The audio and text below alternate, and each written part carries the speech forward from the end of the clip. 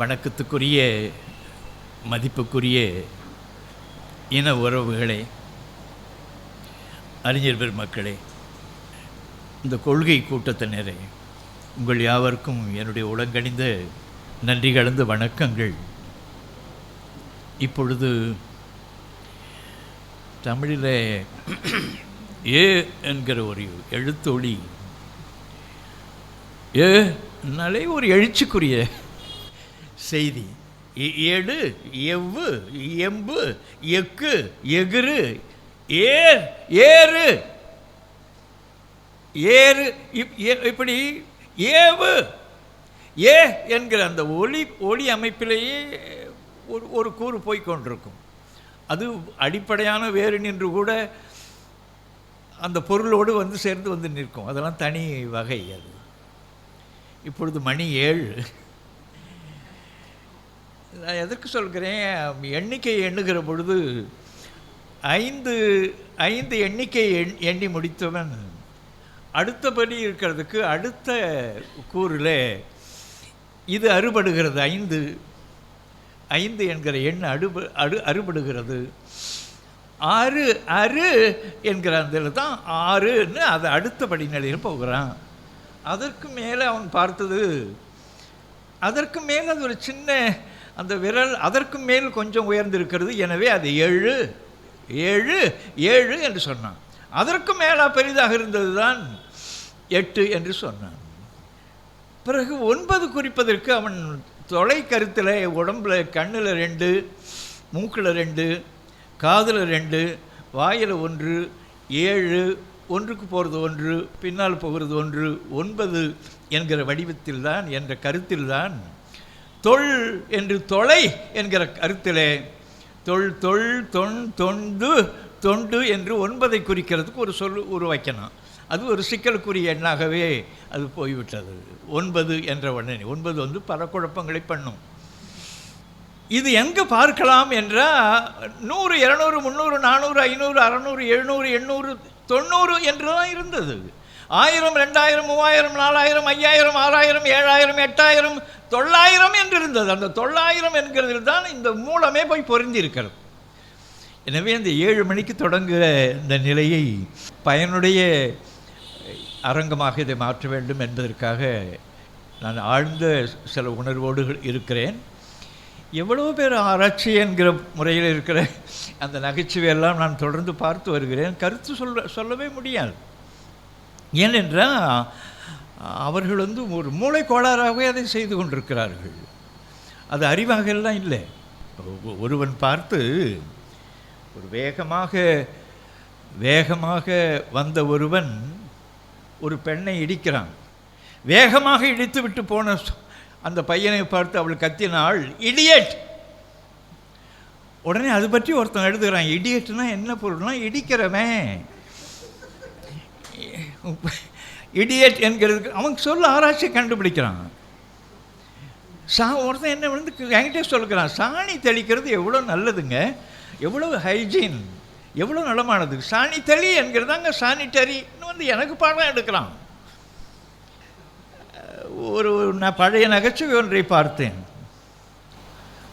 பாட்டி, இதெல்லாம் உனக்கு தெரியாது, பேசாமல் இரு. ஜிஜிட்சு தெரியுமா, கராத்தே தெரியுமா உனக்கு? தெரியாதுன்னு அந்த கேள்வி ஆட்டுது. குங்ஃபு தெரியுமா? போடா, குங்ஃபுவா? எனக்கு தெரியாது, அது பாலில் போட்டு கலந்து குடிப்பாங்களேன்னு அவள் குங்குமப்பூவன்னு நினச்சிட்டு அவள் சொல்கிறான். குங்ஃபு எனக்கு தெரியாதான்னு. இது போன்ற ஆய்வுகள் நகைச்சுவை. நீ வந்து எதையும் என் எதிரிலே வந்து சொன்னால் அது என்ன வகையான இழிவில் அது பார்க்கப்பட்டிருக்கிறது, அவருக்கு எவ்வளவு அறிவு குறைவு என்கிறது கூட விளங்கும். அதற்கு நீண்ட நெடுங்காலமாக அதிலேயே தோய்ந்து ஊறிக்கொண்டே இருக்க வேண்டும்.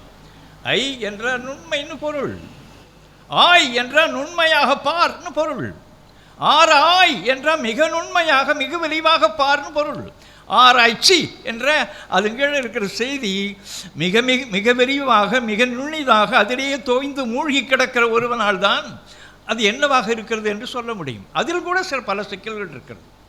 40 ஆண்டு 50 ஆண்டுகளுக்கு முந்தி நான் கருதியவெல்லாம் ஒரு முந்தா நாள் அதற்கு முன்னாள் அது உடைகிறது. அது அல்ல, இது வேறு என்று ஒரே ஒரு இடம் நமக்கு அது காட்டி விடுகிறது. இது ஒரு அடிப்படையை நாம் விளங்கிக் கொள்ள வேண்டும். என்னுடைய நிலை, நான் இப்பொழுது வந்திருக்கிற நிலை என்கிறது எனக்கு நினைவு கொண்டு வந்தது.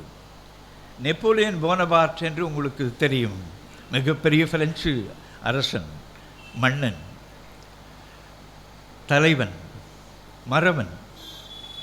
அவன் 1821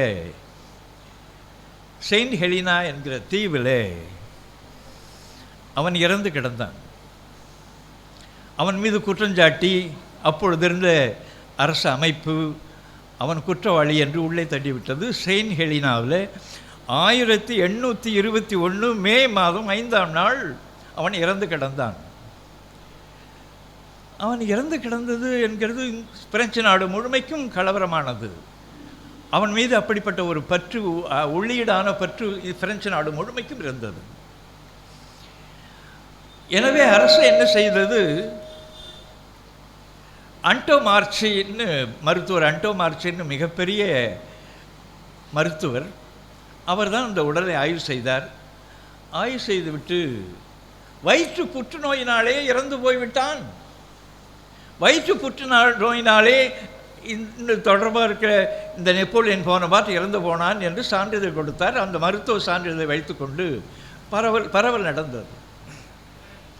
ஆனால் மக்களுக்கு ஏதோ ஒரு சூழ்ச்சி நடந்திருக்கிறது, இதில் ஏதோ ஒரு திருட்டுத்தனம் இருக்கிறது, அவன் இறக்கக்கூடியவன் இல்லை, அவன் இறக்கவே முடியாது என்று ஒரு வகையான செய்தி தொடர்ந்து அந்த நாடு முழுமைக்கும் பல்வேறு செய்திகளிலே வந்து கொண்டே இருந்தது. அவனுடைய இறப்பு இயற்கையானதில்லை, அவன் வயிற்று புற்றுநோயினாலே அந்த நோய் காரணமாக இருந்து போகவில்லை, வேறு ஏதோ ஒரு காரணம் இருக்கிறது என்கிற செய்தி.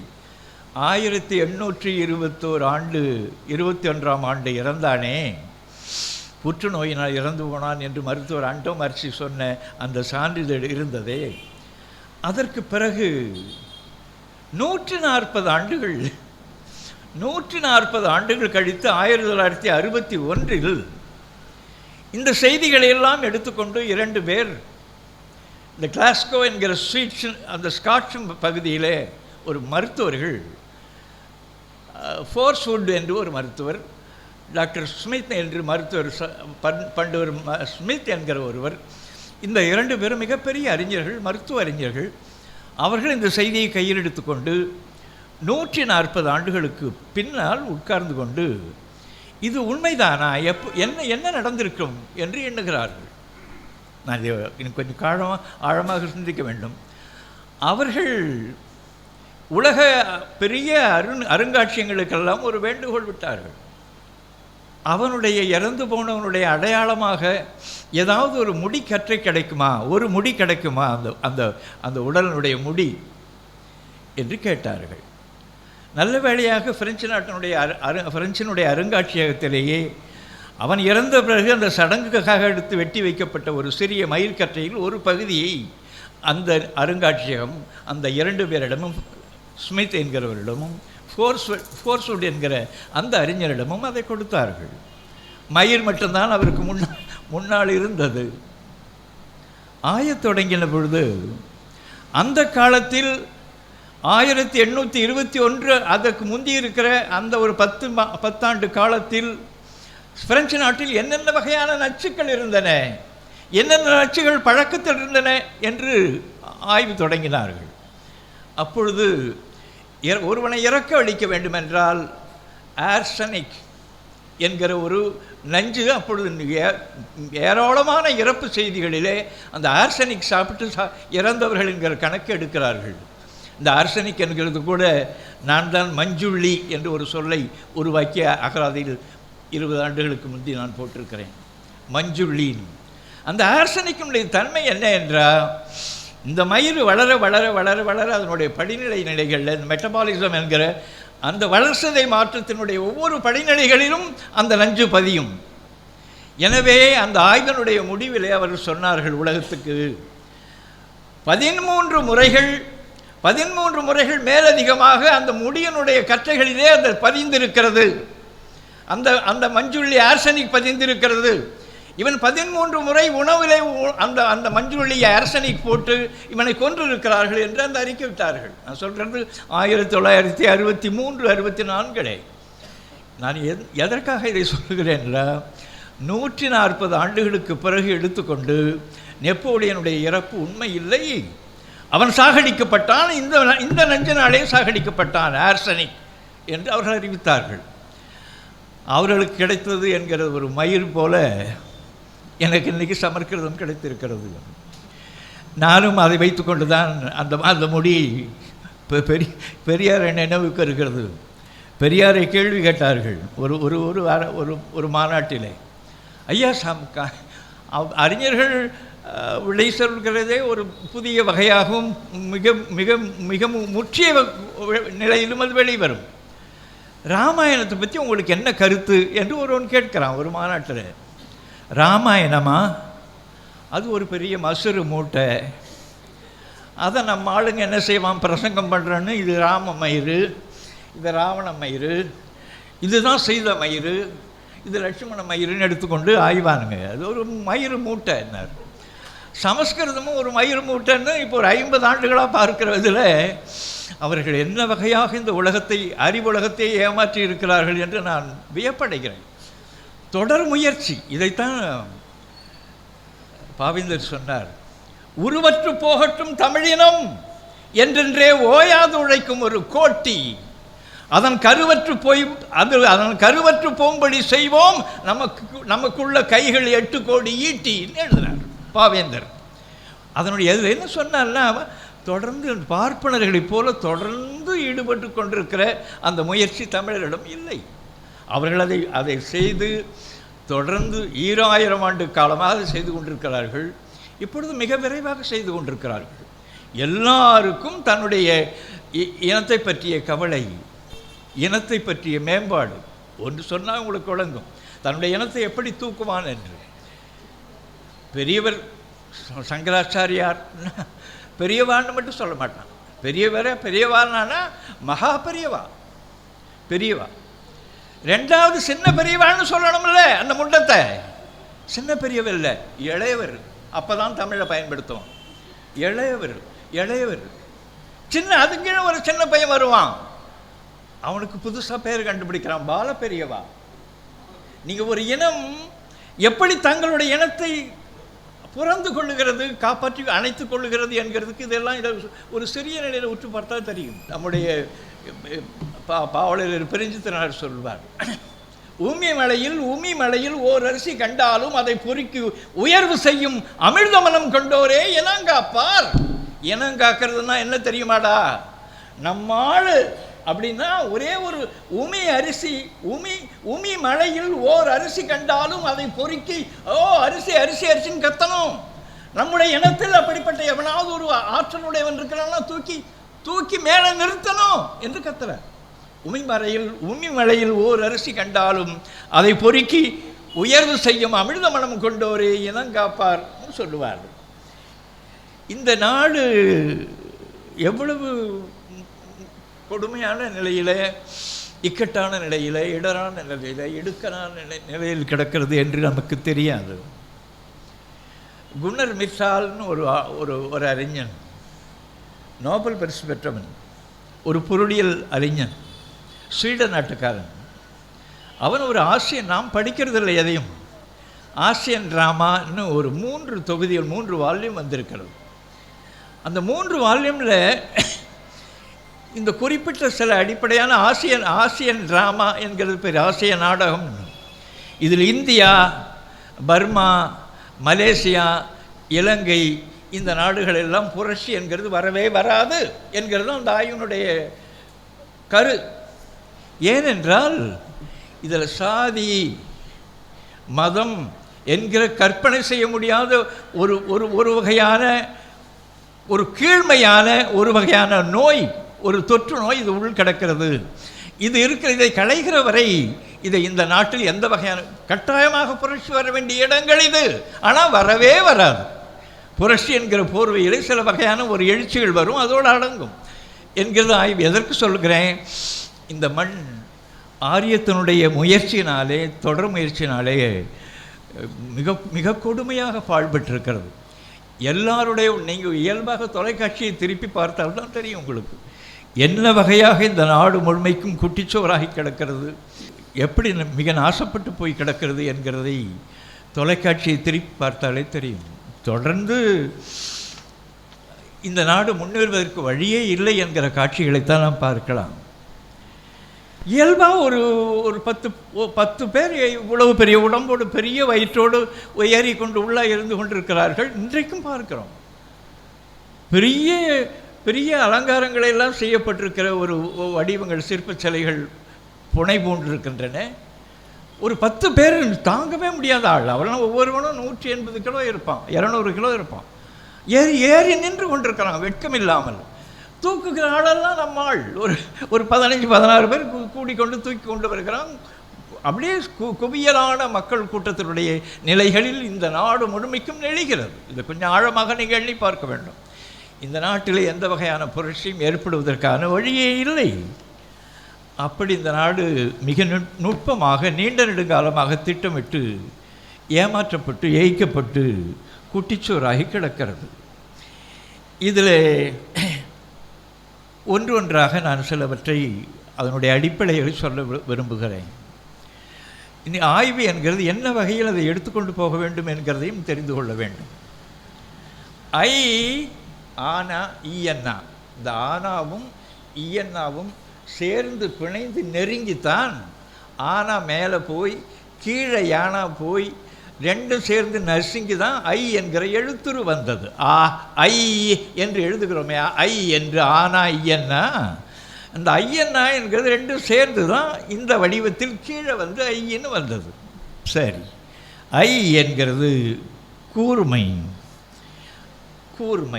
நுண்மை, சிறுமை, இந்த பொருளை குறிக்கிற மூலம் அரிய ஐமை என்பான் தொல்காப்பியன். அரி என்கிறது நுட்பமானது, நுண்ணியது என்று பொருள். இந்த சொல் கிரேக்கத்தில் அரிஸ்டோ என்று ஆனது. அரிஸ்டோக்ராட் என்கிறதெல்லாம். அரிஸ்டோ என்கிறது பெஸ்ட் நோபல்னு பொருள். இதைத்தான் இந்த மூலத்தை இருக்கிறதை பார்த்து தான் பிராமணர்கள் நாங்கள் ஆரியர்கள்னால் அரியவர்கள், நுட்பமானவர்கள், மேலானவர்கள், மேம்பட்டவர்கள். சரி, இந்த அந்த ஐ என்கிற அந்த சொல் ஐ கூர்மை, ஆழமாக கண்டு பாருங்கள். ஐயில் கூர்மை, அயில் ஒளி பொருத சிறுபானற்றப்படை, அயில் அம்பு, அம்பு என்கிற சொல் எப்படி வருகிறதுனா ஐம்பு அம்புன்னு வருகிறது. அயில் அம்பு பரிபாடல், அயில் வாழ். இது கூர்மை என்கிறதுக்காக நான் சொல்கிறேன். ஐயர் கூர்மையின் அதிலிருந்து நுண்மை என்கிற பொருள் அடுத்த படிநிலை. இது செமான்டிக் எக்ஸ்டென்ஷன் என்று சொல்வார்கள். பொருள் விரிவாக்கம் பெற்றுக்கொண்டு போகும் பொருள் மூலங்களில்.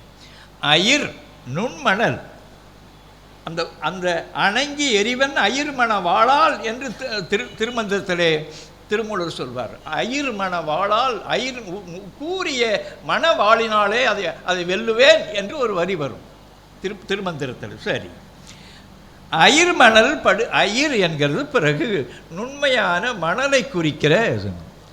தமிழர்கள் வேறுபடுத்துகிற பொழுது மண் என்கிறது, சாண்ட் என்கிறதுக்கு ஒன்று தொடர்பாக இருக்கிற அந்த கடற்கரை மண்ணாக இருந்தால் அந்த மணல் என்றும், இந்த சாண்ட் என்கிறதுக்கு இந்த சாண்ட் என்கிறதையும் இன்னொன்றுக்கு சாயில் என்கிறது பயன்படுத்துவார்கள்.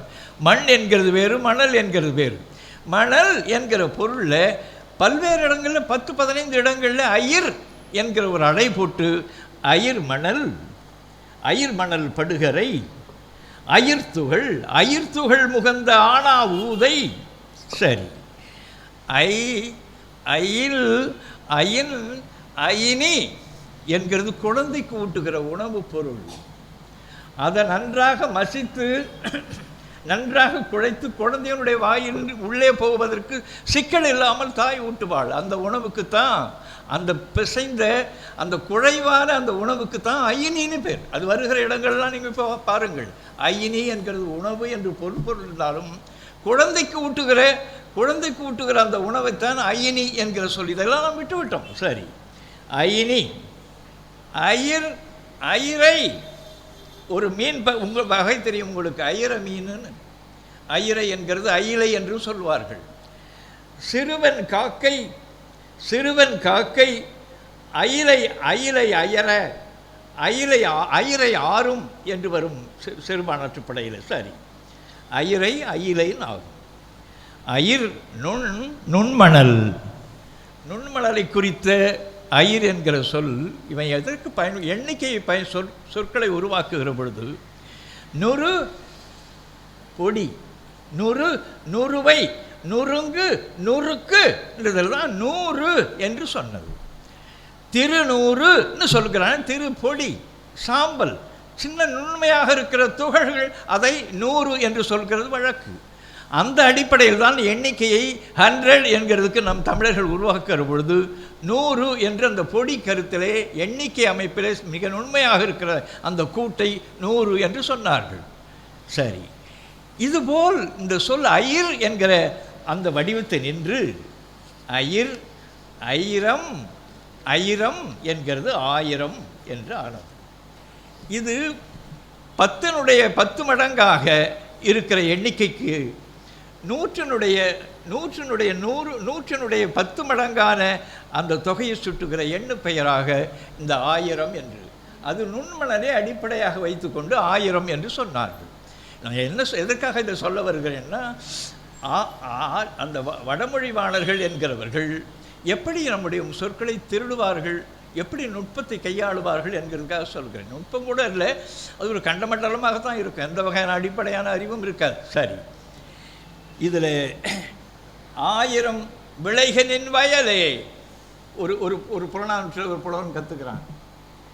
அவிசொறிந்து 1000 வேட்டலின் ஒன்றன் உயிர் செகுத்து ஒன்றாம் உண்ணாமின் அன்று 1000 வேள்வி செய்வதை விட, நெய்யை ஊற்றி செய்வதை விட, அவிசொறிந்து 1000 வேட்டலின் ஒன்றன் உயிர் செகுத்து உண்ணாமின் என்று, ஒரு உயிரை வெட்டி கொள்ளாமை நல்லதடா, 1000 வேள்விகள் செய்து என்ன பயன் என்று 2057 ஆண்டுகளுக்கு முந்தைய கற்றுக்கிறார். 1000 வேட்டலின் 1000 வேள்வி செய்வதை விட. நான் அது சொல்கிறது என்ன, சொற்களை பயன்படுத்துகிற இடங்களுக்காக நான் சொல்கிறேன். இதில் அந்த காலத்தில் பல்வேறு வகையான முட்டாள்தனங்களையெல்லாம் மூடக்கதைகளையெல்லாம் இங்கு பல்வேறு புராணங்கள் என்கிறபடியாக உள்ளே நுழைக்கிற பொழுது ஒருவனுக்கு 1000 கண்ணன் என்று பெயர் வைக்கிறார்கள். பல பேர் தமிழ்நாட்டில் பல பேர் பெயர் பார்த்தால் கண்ணாயிரம் என்று வைத்திருக்கிறதெல்லாம் இதுதான். கண்ணாயிரம் வேறு ஒன்றும் இல்லை, 1000 கண்ணன். அது இந்திர பயலுக்கு வைத்த பெயர். அதெல்லாம் இழிவானது. அது சொன்னானே உங்களுக்கு கூட்டங்களிலே சொல்லக்கூடாது. அசங்கிய இன்னும் ஒரு சொல் இருக்குல்ல, அசிங்கம்னு கூட்டத்தில் சொல்லக்கூடாததுன்னு இருக்குது. 1000 கண்ணு அவனுக்கு எப்படி வந்தது? அவனுக்கு இருக்கிற பெயர்கள் 1000 கண்ணன், 1000 கண்ணியன், 1000 கண் மகவன், 1000 கண் மன்னன், 1000 கண்ணன், 1000 கண்ணியனான், இப்படியெல்லாம் இலக்கியங்களில் பிற்கால இலக்கியங்களில் இந்திரனை குறித்து வருது. 1000 கண் எப்படி போனது வந்தது அவனுக்கு? அவன் ஒரு குறும்பு பண்ணினான். அகலியை என்கிற ஒருத்தி, அகலியன்னா உங்களுக்கு சொன்னால் வெட்கமாக இருக்கும். கல்லுதல் என்பது தோண்டுதல்னு பொருள். அது குள்ளுதல் என்கிற சொல் என்று குள்ளுதல், கொல்லுதல், கல்லுதல், தோண்டுதல்னு பொருள். கல்லி எடுத்தான் என்று சொன்னால் அதாவது தோண்டியதான் பொருள். இந்த வகை கிரேக்கத்திலே கொலேர், லத்தீனத்திலின் கொலேர், COLERE, கொலேர்னா டு டிக் அவுட்னு பொருள், தோண்டுன்னு பொருள். அது கோல்தியூரா என்கிறது தான் கல்ச்சர்னு வந்தது, அக்ரிகல்ச்சர்னு சொல்கிறோமே, அந்த தோண்டுதல் என்கிற பொழுது. இந்த கல்யா என்கிறது அவன் ஹல்யா என்று சமஸ்கிருதத்தில் ரிக்வேதத்தில் போட்டிருக்கிறான். அகல்யா என்றால் தோண்டப்பெறாதவள், உழப்பெறாத பெண்ணுக்கு பேர் வைக்கலாமா? கொஞ்சம் ஆழமாக எண்ணி பாருங்கள். அவள் தோண்டப்பெறாதவள், அவள் உழப்பெறாதவள் என்ற அதனுடைய அருவருப்பான பெயர்களை பாருங்கள். அப்படிப்பட்டவளை இவன் தோண்டினான், இந்த இந்திரன் போய் திருட்டுத்தனமாக தோண்டினான் என்று அந்த கதை திருவள்ளுவர் காலத்தில் சொல்லப்படுகிறது. அவர் நல்ல வேளையாக அதை எடுத்து அழகாக பதிவு செய்கிற பொழுது ஐந்தவித்தான் ஆற்றல், அந்த துறவி இருக்கிறானே அவனுடைய ஆற்றலுக்கு சான்று சொல்ல வேண்டுமா? அகல் விசும்புலார் கோமான், பெரிய அகல் விசும்பு இருக்கிறதே இந்த உலகம், விண்ணுலகம். அந்த விண்ணுலகத்துக்கு தேவன் இருக்கிறானே, தலைவன் இந்திரன். இந்திரன் அந்த அகல் விசும்புலார் கோமான் இந்திரனே சாலும் கரி. இந்திரனே சான்றாவான். கரி என்ற சான்று, எவிடன்ஸ். என்ன சான்றுன்னா, அரசு அது தொடர்பாக முனிவனுக்கு சினம் வந்தால் அது என்னவாக மாறும் என்கிறதுக்கு அவன் ஒரு சான்று, இந்திரன் சான்று காட்டி கொடுக்கிறார். இந்திரன் அந்த கதையை எடுத்து பார்த்தால் அந்த கௌதம முனிவன் என்ன செய்கிறான், இப்படி ஒரு தப்பு செய்தல்ல, நான் சொல்கிறேன், உனக்கு சொல்லிடுகிறேன், உன் உடம்பு முழுமைக்கும் குறியாக ஆகுக, பெண் குறியாக மாறட்டும் என்று சொல்கிறான். இந்திரனுக்கு உடம்பு முழுமைக்கும் 1000 குறிகள் உருவாகின்றன. இதுதான் கதை. இதை தான் திருவள்ளுவர் சொல்கிறார். 1000 கண்ணான் என்கிறதுக்குரிய கதை இதுதான். இதை மயிர மசுருன்னு சொல்கிறது வழக்கு இல்லையா, உடனே அஸ்திரன்னு மாத்திரம். நல்லது என்கிற பொருளை சகசிரன்னு மாத்திரம்.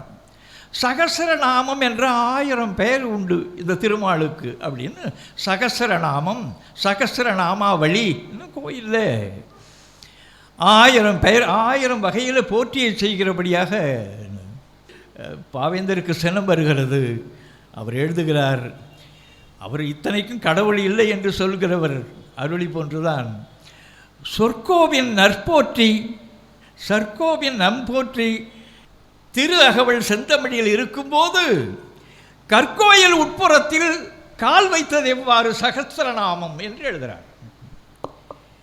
தெற்கோதும் தேவாரம் திருவாய்மொழி திருவாய்மொழியான திருவாய்நன் மொழியான தேன் இருக்க செக்காடும் இறைச்சலென வேதபாராயணமேன் திருக்கோயில் பால் கத்துறார். சகஸ்திரநாமம் என்ற 1000 பேர் நாம் ஏதோன்னு எண்ணிக்கொண்டிருக்கிறோம். 1000 என்கிறது அஸ்ர சகஸ்ர என்று மாற்றதும் இந்த கதை இப்படி ஓடுகிறது. அது பற்றி பாவேந்தர் சினக்கிறார். இது ஒரு இதுபோல் இருக்கிற ஒவ்வொரு நிலைகளையும் இன்னும் ஒரு சொல் இருக்கு. பொருந்து, பொருந்து, எய்துதல், பொருந்துதல், அடைதல். பொருந்திய அந்த நிலை காரணம் இருக்கிறதே, அந்த பொருந்திய காரணத்துக்கு எய்து என்கிற சொல். ஏது முதலிய முதுமொழியானம் என்று 5-6 இடங்களில் தொல்காப்பியம் தொடங்கி அது மட்டும் வருகிறது. ஏது என்கிறது பொருந்திய காரணத்தை சொல்கிற ஒரு சிறப்பு சொல். அதான் ஹேது, மாங்கல்யம் தந்துனானே மம ஜீவன ஹேதுனா. நமக்கு ஹேதுனா என்ன, அது காரணம். இந்த சொல் கிரேக்கத்திலே AITEO, ஐத்தியோ என்கிறது காசுன்னு போட்டுட்டு ஆரிஜின் டூபியஸ், ஆரிஜின் அப்ஸ்கியூர், எங்கிருந்து வந்தது தெரியவில்லை. எய்த்தியோ என்கிற அந்த சொல்லில்தான் எட்டியாலஜி என்று ஒரு மருத்துவ சொல். காஸ் ஆஃப் த டிசீஸ், அதற்கான இயல் இருக்கிறதே, நோயினுடைய காரணம் பற்றி இயல். அதற்கு நான் என்னுடைய அகராதியிலே ஏதியல் என்று போட்டேன். நோய் காரண இயல் என்கிற ஏதியல் என்று எய்டியாலஜி போட்டேன். இந்த ஏது என்கிற ஒரு சொல் பொருந்திய காரணம் என்கிற அடிப்படையில் போகிறது. சரி, அடுத்த நிலைக்கு போக நேரம் இல்லை. கொடு என்று பொருள். கொடு என கிழக்கும் ஒன்றும் இரவின் கிளவி ஆகிடன் உடைய அவற்றின் என் கிளவி இழிந்தோன் கூற்றே, என் கிளவி ஒப்போன் கூற்றே, கொடு என் கிளவி உயர்ந்தோன் கூற்றே. தொல்காப்பியம் இது என்று தருகிறது. தந்தவன் அப்பா இருக்கிறானே, அவன் தான் அவன் தந்தவன். தந்தை, தாத்தா என்ற அப்பாவுக்கு அப்பப்பா. என்கிறது கொடு. இது உலகம் முழுமைக்கும் மாறி இந்த சொல் அடைந்திருக்கிறது. என்கிறது சொல்றது தானம் என்ற கொடுக்கிறது. அங்கே டொனாசியம், டொனோ என்றாகி டொனேஷன் நமக்கு புரியலை. இந்த என்கிற அந்த வடிவத்தினின்று சரி அது கிடக்கட்டும். இந்த கொடுக்கிறது என்கிற பொருளில் தமிழில் உருவாகின சொல் அமைப்பில் பெரிய சிக்கலெல்லாம் இருக்கின்றது. கொடுத்தல் என்கிற பொருளில் ஒன்றுமில்லை. கொடு என்பது வளைவுன்னு பொருள். கொடுவாள், கொடுக்கு என்பது வளைவுன்னு பொருள். இந்த கையை இப்படி வளைக்கிற பொழுது இது கொடு என்றாகிறது. வைகு வங்கு வளைவு. வங்கு வாங்கு என்று சொன்னால் வளைதல்னு பொருள். அவ்வாங்கு உந்தியின் வாலிழை பான்மகள் என்று வரும். வாங்குதல் என்ற வளைதல் பொருள்.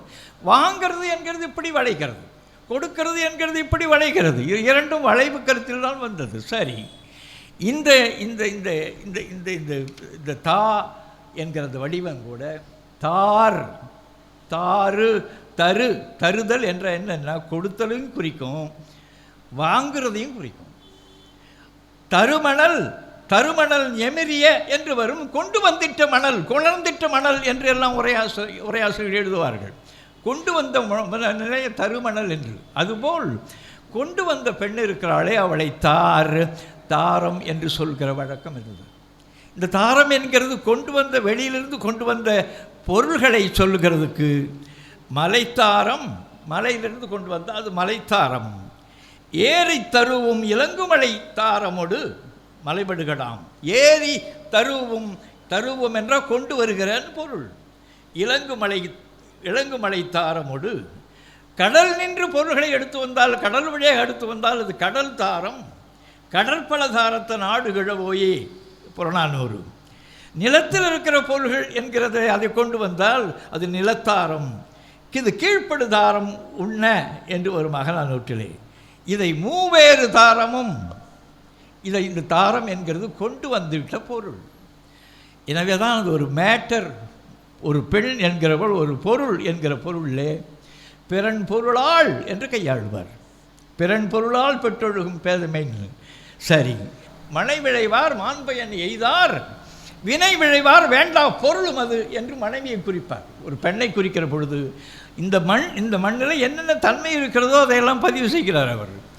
பொருள் என்கிறது, அது கொண்டு வந்து விட்ட பொருள் இருக்கிறதையே அந்த கொண்டு வந்த அந்த பெண்ணுக்கு தாரம் என்று சொல்வது. இப்போ முதல் தாரம், இரண்டாம் தாரம், மூன்றாம் தாரம் நம்முடைய முன்னோர்கள் எல்லாம் அமர்க்களம் பண்ணினார்களே திருட்டுத்தனங்கள். அந்த நிலைகளில் தாரம் என்கிறது கொண்டு வந்த பொருளாக இருக்கிற மனைவியை குறிக்கிறது. இது தபு தாரம் என்கிற சொல்லாலே தொல்காப்பியத்திலே குறிக்கப்படுகிறது. தாரம் என்கிறது மனைவி. தாரம் என்றிருந்தால் என்ன என்று தெரியாமலேயே நாம் அவன் உடனே அழகாக தார என்று போட்டு ஒய்ஃப்னு போட்டிருக்கிறான். இது எதுக்கு சொல்லுகிறேன்? தாரம், தானம், இந்த வடிவங்களை எல்லாம் இயல்பாக நம்மிடம் மிக பரந்துபட்ட செய்திகள் இருந்தும் அவற்றையெல்லாம் எல்லாவற்றையும் அவர்கள் நுட்பமாக உலகம் விழுங்கினது போலவே. உலகத்தை உங்களுக்கு சொன்னால் உங்களுக்கு தெரியும். தோ தா தோ கிரேக்கத்தில், லத்தீனத்தில் தோத்தார் நாட் டு கிவ்னு பொருள். டோ டோயர் கொடுக்குறவன், டோயர் என்டோவ்மெண்ட், இன்னும் டோ இருக்குது, அது கீழே தா இருக்கிறது. To Tovar கொடுக்குறவன். டோவரி, ஒரு பெண் வந்தால் அவளிடம் அவளுடைய குடும்பத்தை நசுக்கி பிடிக்கிற பணம் இருக்கிறது, வரதட்சணை என்கிறது. இந்த டோவரி என்கிறது அந்த தாவில் தான் வருகிறது. டோஸ், ஒரு டோஸ் அவருக்கு மருந்து கொடுனா கொடுக்கிறது என்கிற பொருள் தான் டோசேஜ் என்கிறதெல்லாம். இதில் நூற்றுக்கணக்கான சொற்கள் இந்த தா என்கிற சொல்லி நின்று உலகம் முழுமைக்கு போகிறது. இந்த தானம், தாரம் இவற்றையெல்லாம் மிக நுட்பமாக நூற்றுக்கணக்கான பதிவுகளில் பல்வேறு வகையான கூட்டு சொற்களை எல்லாம் போட்டு பிணைந்து அகராதி முழுக்க நிரப்பி வைத்திருக்கிறார்கள். இதையெல்லாம் மானியர் வில்லியம்சனுடைய சான்ஸ்கிரிட் டிக்ஷனரி அந்த நூல்களில் ஆழமாக பார்க்கலாம். அது 48 ஆண்டு காலம் அவர் உழைத்து விட்டு வீணாகி போனார். நானும் நான் சொல்கிறது இந்த மயிர் முடியை, இந்த மயிர் மூட்டையை ஆய்வு செய்கிறதுல நேரக்கேடு. அது சமஸ்கிருதத்தை ஆய்வு செய்கிறதே ஒரு நேரக்கேடு. குட்டிச்சோறு, அருளினுடைய வாழ்க்கையே குட்டிச்சோறாகிறது. ஏனென்றால் அதில் ஒன்றுமே இல்லை. அதற்குள்ளால் நான் சொன்னால் ஒரு முடியும் இல்லை. அது உள்ள ஏதோ இருக்கிறது என்று உலகத்தையே அறிவு உலகத்தையே அவர்கள் முழுக்க நம்ப வைத்திருக்கிறார்கள். சரி, இது கிடக்கட்டும். ஈயா, யாகு, யா என்கிறது கருப்பு என்று பொருள். யாம் கருப்பு, யாமம் நள்ளிருள் நேரம், ஜாம. சரி, யாமன், யமன் என்று வருகிறது. நள்ளிரவு நேரத்தில் உயிரை கொண்டு கலந்து போகிறவனாக இருக்கிற, அதற்கென்று படைக்கப்பட்டிருக்கிற ஒரு ஆள். யாம் என்கிறது ஆம். நீங்கள் இதை கேள்விப்பட்டிருக்க மாட்டீர்கள், அதற்காக நான் சொல்கிறேன். ஆமிழி அருவி, ஆமிழி அருவி, மணி மணி மணி ஆமிழி அருவி என்று போகும். கருப்பு ஒன்று உங்களுக்கு சொன்னால், நீரை கருப்பாக பார்த்தான் இவன். மொழியில் நமக்கு சொல்கிறது கருப்பு தான் தண்ணியினுடைய நிறம். அது பல இடங்களில் நான் வருகிறேன். சரி, நீர் நீர் என்கிற சொல்லே கருப்பு என்கிற பொருளில் தான் கிளம்புகிறது. அதுதான் நீலு என்று அவன் சொல்கிறானே தெலுங்கன். நீலு என்றால் நீரு என்கிற பொருள் தான். சரி, அதில் தான் அந்த நிறக்கருத்து, நீளக்கருத்து, கருப்பு கருத்து வருகிறது. சரி, இந்த கை கருப்பு, காய் கருப்பு, காயா கருப்பு, காயாம்பூ வண்ணன் கருப்பு நிறத்தவனாக இருக்கிற திருமால் காயாம்பூ வண்ணனை நான் காணுமாறே என்று வரும். காசா என்று வரும். அது காசா மலர் என்ற கருப்பு மலர்னு பொருள். சரி, கார் கருப்பு, காரி என்று ஒரு ஆறு புராணத்தில் பேசப்படுகிறது. கை கருப்பு, காய் கருப்பு, கைம் கம், வெய் என்கிற சொல் வெய்ம் வெம்மைன்னு போகிறது போல், செய்ம் செம்மைன்னு போகிறது போல், இந்த கைம் என்கிறது வடிவம், கம் என்கிறது கருப்பு, கங்கு கருப்பு, கங்கை கருப்பு ஆறு, கங்கன் கருப்பன், இந்த தொடர்பாக இருக்கிறது. கங்குல் நள்ளீருள் நள்ளீருள். இந்த கைம் கம்முன்னு இந்த நிலையில்தான் கங்கை என்கிற ஆறு பெயர் பெறுகிறது. சரி, கருப்பு ஆறுன்னு பேர். இது யாம் கருப்பு, யாமம் கருப்பு சொன்னேனே, ஆம் என்றானதும் நீர் கருமை கருத்து அடிப்படையிலே ஆமரப்புலர்ந்த நல்நெறி அகனானோரு. ஆமெழி சிலம்பு என்கிறது மலை. ஆமெழி சிலம்பின் அரிது கண் படுக்கும் குறுந்தொகை. ஆமெழி அணிமலை, நீர் இறங்குகிறது என்கிறது ஆம் என்று சொல்லிக் கொண்டிருக்கிறது. நீங்கள் பாருங்கள், ஆம் இன்னும் குறைங்கி, இன்னும் அது குறுகி என்று நிற்கிறது. என்றால் நீர். கண்கள் அங்கம் செய்ய, அங்கு செய்ய என்றால் நீர் வழிய என்று சொல்கிறான் பொருள். இது சேரமான் பொன்வண்ண தந்தாதியில் வருகிறது. தாழ் சடையர், நீர் கங்கை எழுகிறபடியான சடையுடைய சிவன் தாழ் சடையார். சரி, வெங்கை கோவையில் வரும். இதில் அம்பு என்கிறது நீர். யாம் ஆம் என்று வந்த பிறகு அம்பு என்கிறது நீரை குறிக்கிறது. ஒரு பாட்டு உங்களுக்கு சொன்னால் அது விளங்கும். அத்தமும் வாழ்வும் அகத்துமட்டே, சிவபாக்கியார் பாட்டு. அத்தமும் வாழும் அகத்துமட்டே விழி அம்பொழுக என்ற விழியில் இருந்த கண்ணீர் ஒழுக, விழி அம்பொழுக மெத்திய மாதரும் வீதி மட்டே, இரு கைத்தலை மேல் வைத்தழும் மைந்தரும் சுடுகாடு மட்டே, பற்றி தொடரும் இருவினை பாவ புண்ணியங்களே என்று சிவவாக்கியன் எழுதி போனான். இதில் இது விழி அம்பொழுக, அம்பு என்கிறது அந்த இடத்தில் நீர் என்கிற பொருளை அவன் குறிக்கிறான். இதை எப்படி கண்ணதாசன் திருடினான் என்று உங்களுக்கு சொன்ன வியப்பாக இருக்கும். அத்தமும் வாழ்வும் அகத்துமட்டே, வீட்டோட தாண்டா எல்லாம். அத்தமும் வாழ்வும் அகத்துமட்டேன், இவன் உடனே வீடு வரை உறவு. விழி அம்பொழுக மெத்திய மாதரும் வீதி மட்டே, அவள் வீதி வரை வந்துதான் அழுது விட்டு போவாள். அதோடு சரி, அவளுடைய எல்லை வீதி வரை மனைவி. இரு கைத்தலை மேல் வைத்தழும் மைந்தரும் சுடுகாடு மட்டே, தலையில் கை வச்சுட்டு அழறான பிள்ளை, அவன் சுடுகாடோட அதோட எல்லை முடிந்தது. காடு வரை பிள்ளை, கடைசி வரை யாரோன்னு போட்ட அந்த கடைசி வரி தான் அவனுடையது. இது எப்படி? அது ஒன்றுமில்லை, அது ஒரு செய்திகளை அங்கிருந்து எடுத்தோம் என்று மட்டும் அவர்கள் சொல்ல மாட்டார்கள்.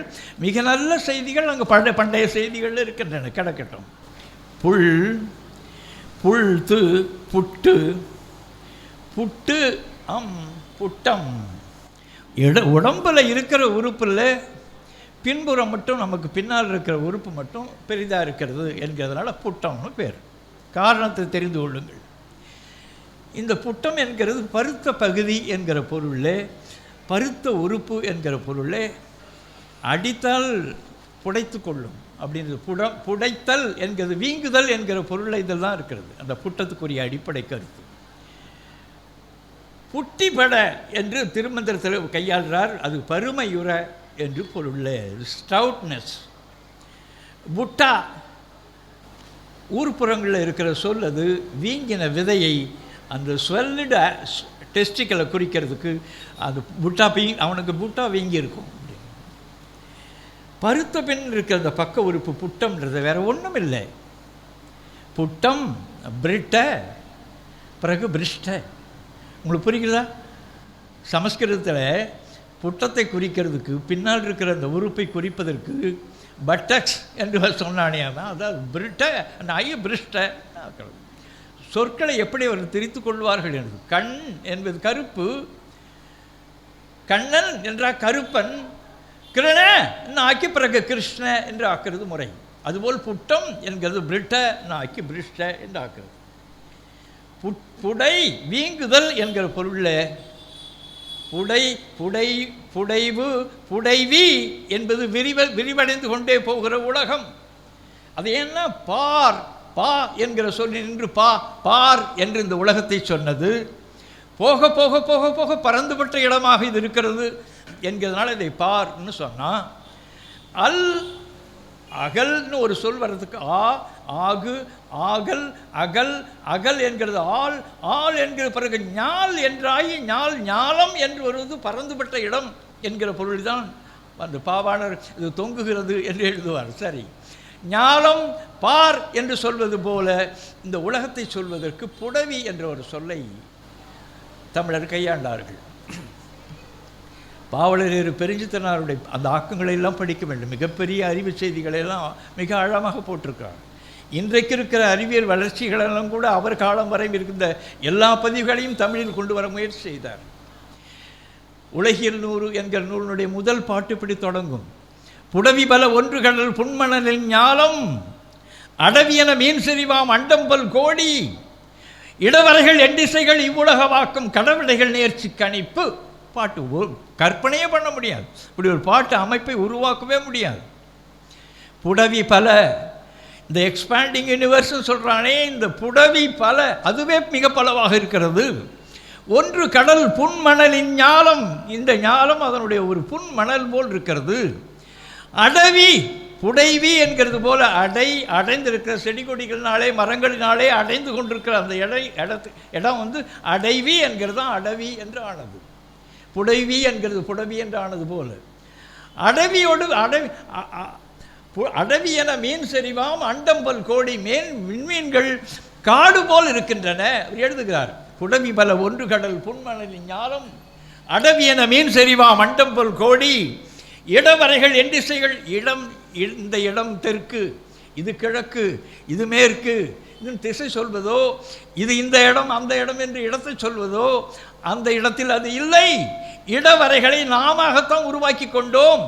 இடவரைகள் எண் திசைகள் 8 திசைகள் இவ்வுலக ஆக்கம், இந்த உலகம் விளங்கிக் கொள்வதற்காக ஒன்றை குறிப்பிட்டு சொல்வதற்காக இந்த திசைகளை வகுத்திருக்கின்றன, இந்த இடத்தை குறிக்கின்றன.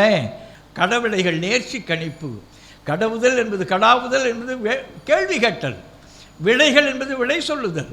கேள்வி கேட்டலும் விடை சொல்லுதலும் நமக்கு என்ன தெரிகிறதோ அதை வைத்து கேள்வி கேட்கிறோம், அதை வைத்து விடை சொல்லிக் கொண்டிருக்கிறோம். கடவிடைகள் நேர்ச்சி கணிப்பு.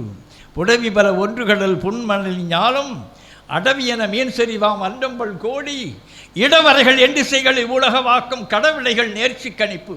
நேர்ச்சியாக நமக்கு தெரிந்தவை வைத்துக் கொண்டு கேள்வி கேட்கிறோம், நமக்கு தெரிந்த வெட்டு விடைகள் சொல்கிறோம் என்று இதில் சொல்வார். நான் இதை சொல்கிறேன்.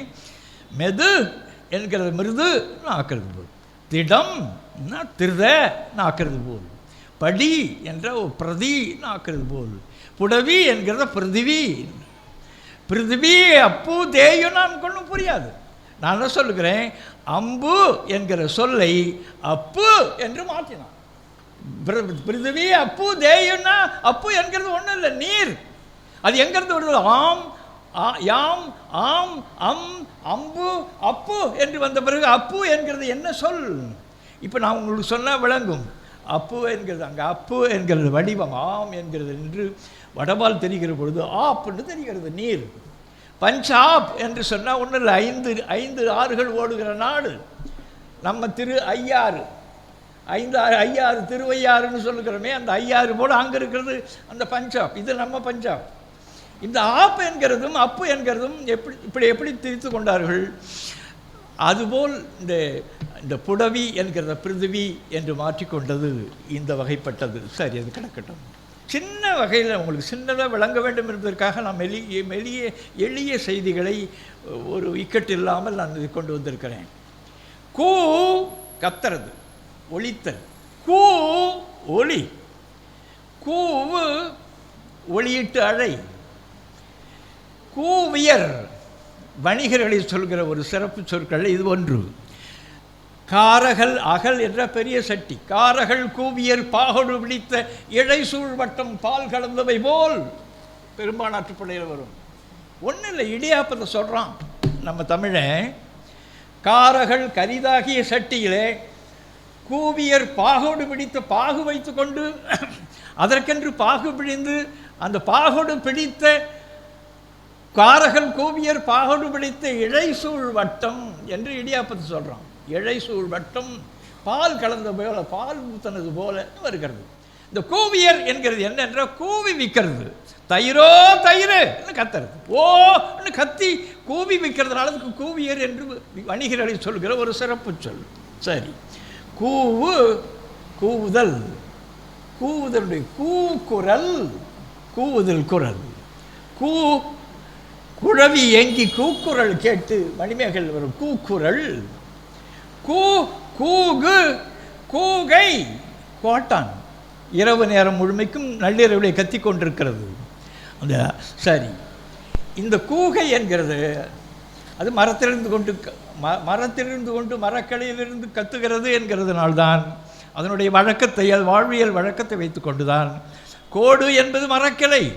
கோடரி என்கிறது மரத்தை வெட்டுகிறதுக்கான கருவி. கோடரி என்கிறத நாம் கோடரி கோடாலின்னு சொல்லி கொண்டிருக்கிறோம். கோடு என்கிறது மரக்கலையில் இருக்கிற பறவை என்கிற பொருள் கோடான் கோட்டான் என்பது. இது தொல்காப்பியன் தன்னுடைய மரபியல்லே மரம்பையில் கூகையை கோட்டான் என்று அடியெடுத்து கொடுக்கலாம். சரி, கோட்டான் கூகை கிடக்கட்டும். கூகை கூவுகிறதுனால அதனுடைய இயல்புனால அது கூகைன்னு பேர். ஆவுல் ஆந்தைக்கு இருக்கிறது. அந்த ஆவுல் என்கிறது கூட OWLக்கு நான் பார்த்தேன் ஊளை பொருள் போடுகிறான். ஊளை எடுக்கிற வகை வைத்தது என்பதற்கு ஆவுல் என்று அதற்கு போடு. சரி, அது கிடக்கட்டும். இது கூவுகிறதுலே மிக நுட்பமான இனிமையான ஒரு குரல். கூயில் கூயில் குயில் எவ்வளவு அழகு. குயில் என்று கூவுகிறதுலே மிகச்சிறந்த ஒரு வகையான பறவை. சரி, இது நைட்டிங்கேல் சொல்கிறாங்க. நைட்டிங்கேல் என்கிறத கலா என்கிறதுக்கு ஒலி என்று போட்டிருக்கிறார்கள். சரி, ஆக்ஸ்போர்ட் அகராதியிலே நைட்டிங்கேல். இந்த குயில் என்கிறதை என்ன செய்வான் அவன் திருடுற வகை என்ன என்றால், இப்போ நடியன் என்றுக்கு நடிகன் என்று வரும். நடியன் நடிகை என்றால் நடிகை என்று ஒரு யானாவை காணவாகிற வழியிலே. சரி, அதியன் அதிகன், அதியமான் அதிகமான் என்றெல்லாம் பதிவு செய்வார்கள். யானா காணாகிறது என்கிற ஒரு ஒளியில் தெரிவது. குயில் என்கிறத குகில, சமஸ்கிருதத்தில் குகில, கோகில, கோகிலா பேர் வைத்துக் கொள்கிறோம். நாம் குயிலுக்கான பேர் கோகிலான்னா குயிலின்னு பொருள். இந்த கோகிலம் ஒன்று சொன்னால் உங்களுக்கு விளங்கும். இதற்கான சொற்களை எல்லாம் சமஸ்கிருத அகராதியில் பார்த்தா கோகிலா குயிலி, கோகில பிரியா அது குயில் போல் இருக்கிற இசை வகையில் ஒன்று. அவன் மாட்டம் எழுதுவான். கோகிலானந்தா அந்த இடத்துல நிறைய அந்த தொடர்பாக குயில் நிறைய வருகிற இடம் அப்படின்றதுனால கோகில ஆனந்த, கோகில வாச மாமரத்தை குறிக்கிறதுக்கு. கோகில உற்சவ என்ற மகிழ்ச்சியாக இருக்கு. குயில்கள் எல்லாம் மகிழ்ச்சியாக இருக்கிற இடம் என்று. சரி, இதற்கு மானியர் வில்லியம்ஸ் என்ற ஒரு அறிஞன், போர்டன் பல்கலைக்கழகத்தினுடைய சமஸ்கிருத பேராசிரியன், 48 ஆண்டுகள் இந்த சமஸ்கிருதத்தை பற்றிய ஆய்வுக்காக வீணாக்கினான். அவன் சான்ஸ்கிரிட் டிக்ஷனரி என்கிற அந்த நூலை, Tamil Sanskrit and English Sanskrit dictionary என்கிறதை அதை உருவாக்கினது 48 ஆண்டுகள். அவன் இந்த குயில் தொடர்பாக இருக்கிறது சொற்களுக்காக தேடும் பொழுது கூவு என்று ஒரு ஒளியை போட்டு கூ, இது தாது பாடத்தில் சொல்கிறார்கள். கூ என்பது டு கிரை என்று பொருள் என்று அவன் அந்த நம்முடைய அடிப்படை மூலத்தை குறிக்கிறான். அது இது இதுவாக இருக்குமா என்று அவனும் குழம்புகிறான். கூவுதல் என்கிறதா அதைத்தான் குயிலுக்கும் போட்டிருக்கிறார்கள். கூவு என்கிற வடிவத்தில் கவ்வு, கவி, காவிய என்கிற வடிவத்தெல்லாம் இந்த கூ என்கிற சொல் தான் மூலம். அது ஒலி என்கிற பொருளில் கிரை என்கிற பொருளில் போகிறது என்று மானியர் வில்லியம்ஸ் பதிவு செய்வான். சரி, இது கிடக்கட்டும், செய்திக்கு வர்றேன். ஈ கொஞ்சம் ஆழமாக கவனிக்க வேண்டும். பொருந்துன்னு பொருள். இயை சேர், இயைபு சேர்க்கை. இயை என்கிறது இசை, அவன் இசைவாக நடந்து கொண்டான், பொருத்தம், எகர சகர திரிவில். சரி. இயல், இயல்து, இயற்று, பொருந்து என்று பொருள். செய் என்கிற பொருளை அது அடைகிறது. ஈ என்கிறது தான் எய்ன்னு ஐ செய்ன்னு வந்தது. அதோடு பொருந்து, அந்த வினையோடு பொருந்து என்கிறது தான் ஈ எய் செய் என்று வந்தது. செயல், செய்வதற்கான உறுப்பு, செயல்படுவதற்கான உறுப்பு என்பது தான் செய் என்கிறது கெய்ன்னு ஆனது. கிரேக்கத்தில் KHEI கெய், ஹேண்ட், கெய்ர், அதைத்தான் மறுபடியும் இங்கே தூக்கி வருகிற பொழுது கெய்ரன்னு தூக்கி வரும் பொழுது கரன்னு இங்கே கொண்டு வந்தான். கரம் என்று சொல்கிறதுக்கு மூலம் அங்கே நம்முடைய கைதான். செயல் என்கிறதுக்கு இயல், இயற்று என்கிற அந்த பொருள் போல ஈ என்கிறது செய் என்று வருவது போல இயல்பு இயங்குகை, இயல்பு இயங்குகிற தன்மை, இயற்று செய் உருவாக்கு. சரி, இயற்றினான். பிரம்மா தான் இந்த உலகத்தை முழுக்க அந்த முட்டாள் தான் படைத்தான் என்று ஒரு முட்டாள்தனமான ஒரு மூடத்தனமான நம்பிக்கையை அதன் மேல் அது மேல் எந்த வகையான மாசுமரவும் படாமல் கிடக்கிறான். ஒரு தலையை மட்டும்தான் அவனை ஒரு பிய்த்தார்கள். சரி, அது கிடக்கட்டும். இயற்றியான் பிரம்மாவுக்கு மொழிபெயர்க்கிறார் திருவள்ளுவர். இறந்தும் உயிர் வாழ்தல் வேண்டின் பறந்து கெடுக உலகி இயற்றியான். உலகத்தையே படைத்தவனாக இருக்கிற அவன் பிரம்மா இருக்கிறானே, திருவள்ளுவர் சொல்கிறார். உலகி இயற்றியான். இவன் இவனுடைய வாழ்க்கை இப்படி பிச்சை எடுத்து சாப்பிடணும்னு இருக்குதுயா, அதனால தான் அவன் அப்படி கிடக்கிறான் அப்படின்னு நம்ம சொல்லுகிறார்கள். அதை கேட்கிறார் திருவள்ளுவர். பிச்சை எடுத்து சாப்பிட்றது இவனுடைய விதி, இவனுடைய ஊழ் என்று சொல்லுகிற செய்தியை இறந்தும் உயிர் வாழ்தல் வேண்டின் இப்படித்தான் இருக்க வேண்டும் என்று அந்த பிரம்மா படைத்தானால் அவன் இந்த பிச்சைக்காரனை போலவே அவனும் ஊரெங்கும் பிச்சை எடுத்து திரிவானாக என்ன எழுதுகிறாள். இறந்தும் உயிர் வாழ்தல் வேண்டின் பறந்து கெடுக உலகி இயற்றியான் என்றது. இயற்றுதல் என்கிறது உலகை படைத்தவன், உருவாக்குகிறவன். அதற்காக அந்த சொல்லுக்காக நான் சொல்கிறேன். சரி, இயல் செய் என்கிற பொருளை இயற்று செய் கை இதெல்லாம் தொடர்பாக இருக்கிறது போலவே கூடுதல் கருத்து செயற்கை கருத்தில் தான் இந்த வினை செய்தல் கருத்து போகிறது. இதில் பொய் சேர்க்கை, பொய், புயை, புனை, புனை, புனைதல் என்பது சேர்த்தல், கட்டுதல். புனைதல் அவன் செய்யுட் புனைந்தான். இது பொயம் என்கிற சொல்லுக்கு மூலமாக அறிஞர்கள் போட்டுக்கொண்டு அகராதிகளை குழம்புகிறார்கள். பொய்ஞன்னு ஒரு சொல் இருக்கிறது கிரேக்கத்தில். பொய்ஞன்னா டு மேக், டு கிரியேட்னு பொருள். பொய்ஞ என்கிறது தான் பொயம்னு வந்திருக்கிறது. கிடக்கட்டும். புனை, புனைதல், கட்டுதல். புல், புண், புனை, புனைதல், கட்டுதல், செய்தல். சரி. புணர் சேர்க்கை, புணர்ச்சி சேர்க்கை, புணர்வு சேர்க்கை. புண் கட்டு என்கிற பொருளே புனை கட்டு, கட்டு மரம், தெப்ப மரம், ஒன்றோடொன்றை கட்டப்பெறுவதனால்தான் அதுக்கு கட்டு மரம்னு பேர். கட்ட மரம் நம்ம எடுத்துக்கொண்டோம். நம்முடைய இது சில ஆயிரம் ஆண்டுகளுக்கு முந்தி எல்லா பகுதியிலும் உலகம் முழுமைக்கும் நம்முடைய மூலங்கள் அறிவு போய் பதிந்து விரவி கிடக்கிறது. சரி, கிடக்கட்டும். காம கடும்புணல் உய்க்குமே நானொடு நல்லாண்மை என்னும் புனை, இனம் என்னும் ஏமப்புனையை சுடும் சினம் என்னும் சேர்ந்தாரை கொள்ளி, இனம் என்னும் ஏமப்புனையை அடிக்கடி கோவப்படாதரா முட்டாள் அப்படின்றார் தமிழை நோக்கி. அடிக்கடி கோவப்படுறல அது பலர். அந்த சினம் என்கிற சேர்ந்தாரை கொள்ளி, இனம் என்கிற அந்த கட்டுறவை இருக்கிறதை தப்பி செல்வதற்கு இந்த ஏமப்புனை உனக்கு உன்னுடைய இனம்தானடான்னு சொல்கிறார். உன்னுடைய தமிழ் இனம்தான் உன்னை காக்கும். அதுதான் ஏதாவது இக்கட்டு வருகிற பொழுது நீ தப்பிக்க முடியும். இனம் என்னும் ஏம புனையை பாதுகாப்பான ஏமம் ஏ காப்பு ஏம் காப்பு யா காப்பு அந்த கட்டு யாம் யாமை என்கிறது ஆமை என்று வரும். கட்டான அதனுடைய ஓட்டை உடையது என்கிறது யாமை என்று பொருள். ஏம் ஏமம் என்று சொல்வது காப்பு என்று பொருள். கட்டு ஏம புனை அதனுடைய அந்த கட்டான அதாவது ஒரு காப்புடைய காவலுடைய புனையை குறிக்கிறது. அந்த தெப்பம் அது என்று ஏம புனை என்று சொல்வார். நான் எதுக்கு சொல்லுகிறேன், சேர்த்து கட்டப்படுகிற தெப்பத்தை குறிக்கிறது என்பதனால் புனை புணர் புணர்ச்சி சேர்க்கை சரியாக இருக்கிறது. இந்த புனை கட்டு புனை பெணை பிணை என்று சொல்வது கட்டுதல்னு பொருள். பிணை பிணி என்கிற ஒரு சொல் கட்டு என்ற பொருள். அந்த காலத்தில் நோய் என்கிறது டிசீஸ், பிணி என்கிறது கான்டேஜியஸ் டிசீஸ். தொற்று நோயை பிணிப்பது என்கிற பொருள் தான் பிணி என்கிற ஒரு சொல் குறித்தது. சரி கிடக்கட்டும்.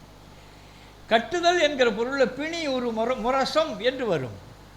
பிணை என்பது இணைக்கப்படுகை. அது என்ன வகையான பொருளில் போய் தமிழக இப்பொழுது வழங்குகிறது அந்த தொடர்ச்சியில் என்ற ஷூரிட்டி பெயில் பிணை அதோடு இருக்கிற கட்டுமானம் என்கிற பொருளுக்கு வருகிறது. புண்ணு பொண்ணு பண்ணு கொஞ்சம் ஆழமாக கவனிக்க வேண்டும். பண்ணுதல் என்பது இந்த கூடுதல் கருத்தில் எய் செய் என்று வந்தது போல, இயற்று என்று வந்தது போல, இந்த புண்ணு பண்ணு என்ற அந்த வடிவம் செய் என்று உருவாக்கு என்கிற பொருள் அந்த சொல் உருவாகிறது. பண்ணுதல் செய்தல். உம்பர் கிடந்து உண்ணப்படும் நாலடியார். பூணுதல் யானையோடு புனைதேர் பண்ணவும் அந்த அலங்கரிக்கவும் அணியவும் என்று பொருள்ளவர்கள். பண்ணு என்கிற வடிவம்தான் பணி என்றார். பண்ணி பணி அவர் அந்த பணியை செய்தார் என்று வருவது செய்தார் என்கிற அந்த பொருளுக்கு அந்த செயலுக்கு பணி என்று வந்தது. என் கடன் பணி செய்து கிடப்பதே என்று தேவாரத்தில் வரும். சரி, பண்ணன் வினைஞன் அந்த காலத்தில் பேர் வைத்துக் கொள்வது வினை செய்கிற ஒருவனை குறிக்கிறது. பண்ணவன் இறைவனை அவன்தான் உருவாக்குகிறவன் என்கிற பொருளே இறைவனை குறித்தும் பண்ணவன் என் குணன் என்றெல்லாம் வரும். இது சிலப்பதிகாரத்தில். பண்ணப்பட்ட பொருள் என்கிற பொருளில் பண்ணியம், அதில் தான் பண்ணியம் பண்ணியாரம் பண்டிகாரம் என்று அந்த கேக்கு வகையில் அந்த உணவு பொருள் வகையில் கான்ஃபெக்ஷனரி என்று சொல்கிற உணவு பொருள் வகையில் எல்லாவற்றையும் செய்யப்பட்ட பொருள் என்கிறதுனால தான் குறித்தது. பண்ணியம் என்கிறது பண்டம் பொருள் என்கிற பொருளில் நிறைய ஏராளமான பதிவுகள் வருகிறது. இது பாவாணர்லாம் தொட்டிருக்கார். சரி, பண்ணிய விளைஞர் இந்த பொருள்களை விற்கிறவனுக்கு பெருங்கடல் நீந்திய மரம்பழி உருக்கும் பண்ணிய விளைஞர் போல. விளைஞர்னா விற்பனை செய்கிற வணிகர்கள். இந்த பண்ணியம் பண்ணிய விளைஞர் போல. இந்த பண்ணியம் பணியம் வணியம் என்றாகி வணிகம் என்றானது. வணிகம் என்றிருக்கிறது. வணிக என்கிறது வணிஜ என்று மாற்றிக்கொண்டால் ரிக்வேதத்தில் கிடக்கிறது. வணிகு என்கிறது வணிகன். அது அதன்கண் வணிகு ஒருவன் உளன் என்று வரும். அதெல்லாம் அந்த அந்த வணிக என்கிறது வணிஜ் என்று மாற்றியிருக்கிறார். வன்னியன் வணியன் வணியன் வாணியன் வாணியன் பாடி. அந்த வாணியன் என்கிறது இதனுடைய தொடர்ச்சியில் தான் வணிகனை குறிக்கிறது. எண்ணெய் வாணியன் என்பது எண்ணெய் வணிகன் என்பது. சரி, வணிக சாத்து வணிக திரள் வணிக வென்றி வணிகத்தார் சிறப்பெய்திய வணிகன் தன் பொருளில் பற்றிலனாய் பிறர் மெடியை தீர்க்கிற பிறருடைய துன்பத்தை பிறருடைய வறுமையை தீர்க்கிற பெருந்தகமை எடுத்து கூறுகிற புறத்துறைக்கு வணிக வென்றியின் பேர். சரி, இந்த இடத்தில் ஒன்றை நாம் தெரிந்து கொள்ள வேண்டும். பெருகு ஆகு பெருகு ஆகு ஆகல் பெருகல் ஆகல் ஆகல் ஆல் பெருகுதல். வீழ்தை விட்டுக்கொண்டே வீழ்தை ஊன்றிக்கொண்டே பறந்துபட்டு பெரிதாக ஆகிக்கொண்டே இருக்கிற மரம் இருக்கிறதே அது ஆல் மரம் ஆலமரம் என்று சொல்லப்பட்டது. ஆல் என்கிறது இது உலகத்தில் நமக்கு தான். ஆனால் அது பெயர்களில் அதுக்கான பெயர்கள் இருக்கிற பொழுது ஃபிக்கஸ் பெங்கால் அண்ட் சீஸ் பெங்காலில் இருந்தது, வங்காளத்தில் இருந்தது தான் ஆங்கிலேயம் பார்த்தான் அதை பேர் வைத்திருக்கிறான். ஆனால் தமிழ்நாட்டுக்கு சொந்தமான மரம் அது, அடிப்படையான மரம். இது திருவள்ளுவர் சொல்வார் மிக ஆழமாக. இடுக்கன் கால் கொன்றிட வீழும், அடுத்து ஒன்றும் நல்லாள் இல்லாத குடி. அடுத்து அந்த ஆலமரம் போல மறுபடி வந்து ஆள்கள் ஊன்றிக்கொள்ள வேண்டுமடா ஒரு இனத்தில், அடுத்து வந்து அந்த இனத்தில் ஊன்றிக்கொள்ள வேண்டும் விழுது போல. இல்லை என்றால் இடுக்கன் கால் கொன்றிட இது வீழும், அந்த ஆலமரமே, இந்த இனம் என்கிற ஆலமரம் விழுந்து போகும் என்று ஒரு இடத்துல குடிசெயல் வகையில் சொல்வார். ஆலமரம் என்கிறது இது ஃபிக்கஸ் பெங்காலன்சிஸ்னு பேர். சரி, அந்த மரத்துங்கீழே ஏராளமான அதை தங்கிறதுக்காக ஓய்வெடுக்கிறதுக்காக இருக்கிற மரம், தூங்கிறதுக்காக எல்லாரும் வணிகம் செய்வதற்காக இருக்கிற மரம், பெரிய அளவில் வந்து பெரிய படைத்துறையெல்லாம் வந்து தங்கிறதுக்கான இடம், அப்படியெல்லாம் அறங்கள் இந்த மண்ணில் இருந்திருக்காங்க. அந்த ஆலமரத்துக்கு, இந்த ஆலமரத்திலிருந்து உங்களுக்கு சொன்னால் விளங்கும். அந்த வணிகர்களை குறிக்கிறதுக்கு வானியன் என்கிறதா பானியா என்றாயி. இப்போ காந்தி மகான் பனியா, வணிக வைசிய வகையை சேர்ந்தவர். வனியா என்கிறது பனியா என்று ஆனது. பனியா வைசியர்களை குறிக்கிறது என்கிறது. இவர்கள் தங்கி வணிகம் செய்கிற இடம் என்கிற பொருள் பனியன் ட்ரீ என்பது அந்த அந்த ஆலமரத்தை குறிக்கிற சிறப்பு சொல் ஆங்கிலத்தில்.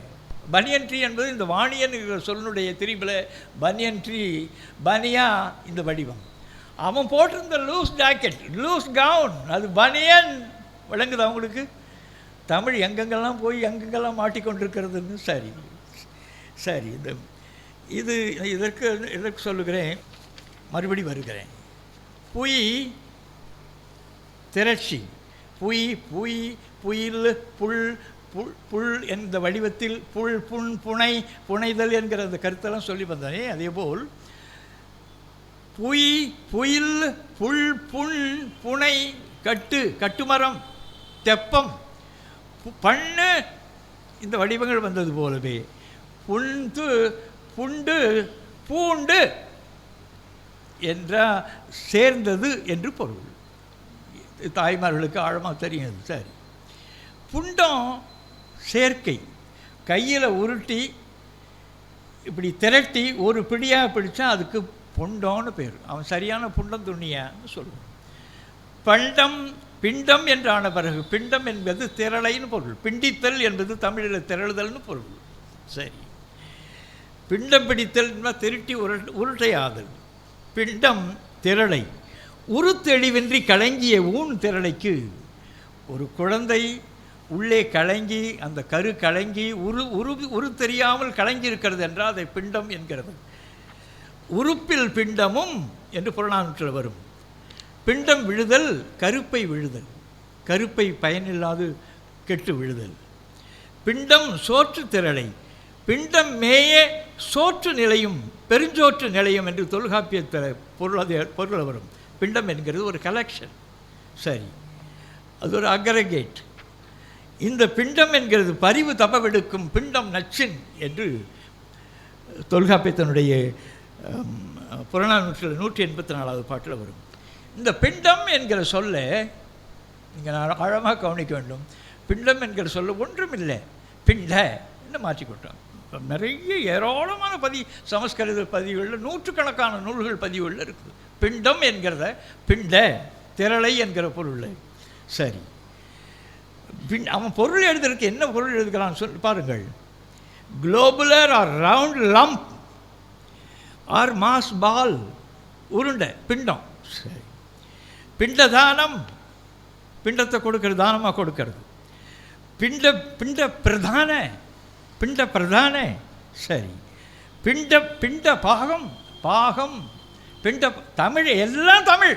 அதாவது 85-90 விழுக்காட்டு தமிழ், மீதி இருக்கிறது அங்கே கிரேக்க பகுதியிலிருந்து கொண்டு வந்த, அவர்கள் நாடோடி போல் கொண்டு வந்த சில சொற்கள். அதை வைத்துக்கொண்டு தான் சமஸ்கிருதம் கட்டமைக்கப்படுகிறது. முழுக்க தமிழை என்னென்ன வகை, ஒரு 15-16 வகையில் திருடி இருக்கிறான். அந்த திருட்டு தான் நான் முடிவாக சொல்ல போகிறேன். சரி, கிடக்கட்டும். பிண்ட கிரிய, கிரு என்ற கருமம் வினை, பிண்ட கிரிய பிண்ட கருமம். சரி, இது பிண்டீகரணம். பிண்ட என்கிறது இன்னொன்று, இந்த சாணா போடுற வழக்கிற்கள் நல்லது என்கிற பொருள். சபிண்ட பார்ப்பான் என்று சொன்னால் அந்த பிண்டம் கொடுக்கிறது என்கிறதுல உட்கார்ந்து கொண்டு பிச்சை எடுத்து தின்கிற பார்ப்பானுக்கு சபிண்ட பார்ப்பான் என்று பொருள். இப்போ புரியுதா சவுண்டின்னா என்னென்னு? சரி, அதுக்கு போதும். எனவே பல்வேறு இடங்களிலிருந்து வந்திருக்கிற என்னை பொறுத்து கொண்டு இதை கேட்ட உங்களுக்கு நான் நெஞ்சார்ந்த பணிவையும் அன்பையும் என்னுடைய நிகழ்ச்சியும் உங்களுக்கு தெரிவித்துக் கொள்கிறேன். இது ஒரு சான்றுக்காக சொல்கிறதை தவிர ஆவணம் வேறு வகையாக இருக்கும். அவர்கள் உலகத்தையே ஏமாற்றியிருக்கிறார். உலகத்தையே முழுக்கவே அறிவுலகத்தையே அவர்கள் ஏமாற்றியிருக்கிறது என்கிறது ஒன்று. அவர்களுடைய மொழியில் அது ஒன்று சொன்னால், ரிக்வேதம், யசுர்வேதம், சாமவேதம், இந்த மூன்றையும் சில ஆயிரங்கள் கொடுத்து வாங்கி இரவு பகலாக பார்த்து கொண்டிருக்கிறேன். ஒரு முடியும் இல்லை அதில் உங்களுக்கு கூட்டத்தில் சொல்லவே முடியாது. கூட்டத்தில் வாயு திறந்து சொல்லவே முடியாது. 114 பாட்டு கல்லை பற்றி, சோம கல்லை பற்றி சொல்கிறான். அதில் ஒரு முடியும் இல்லை. தங்கையும் ஒரு அந்த 10வது மண்டலத்தில், அந்த சுக்தத்தில் அண்ணனும் தங்கையும் இந்த உறவெல்லாம் அருவருப்பாக இருக்குது. நான் உன்னோட தொடர்பு கொள்ள மாட்டேன், அவன் வேண்டான். இல்லைடா, இதில் என்னடா கிடக்குது, இந்த உணர்வில் என்ன கிடக்குது? இதுதான் என் நாக்கை பிடுங்கி கொண்டு, அது வேதத்தில் இது இருக்கிறதுன்னு சில ஆயிரம் சொற்களை, செய்திகளை நான் சொல்வேன். கேட்டுவிட்டு அவர்கள் தூக்கல் மாட்டி தொங்கி கொண்டு தான் இறக்க வேண்டும். அவ்வளவு அருவருப்பான அந்த செய்தியைத்தான். அதனால தான் படிக்கவே கூடாது, அதை கேட்கவே கூடாது. கேட்கனுடைய காதில் நாராசத்தை ஊற்றணும், நாக்கை பிடிச்சி அறுக்கணும் என்றெல்லாம் சொன்னது என்றால் இதில் என்ன செய்தி என்று தமிழன் தெரிந்து கொள்வான் என்பதற்காகத்தான் அந்த கட்டளையும் மனு எல்லாம் போட்டான். நன்றி. உன் கடவுளை விட, உன் சாஸ்திரத்தை விட, உன் முன்னோரை விட, உன் வெங்காயம் வழக்கமாத்தை விட உன் அறிவு பெருசு, அதை சிந்தி.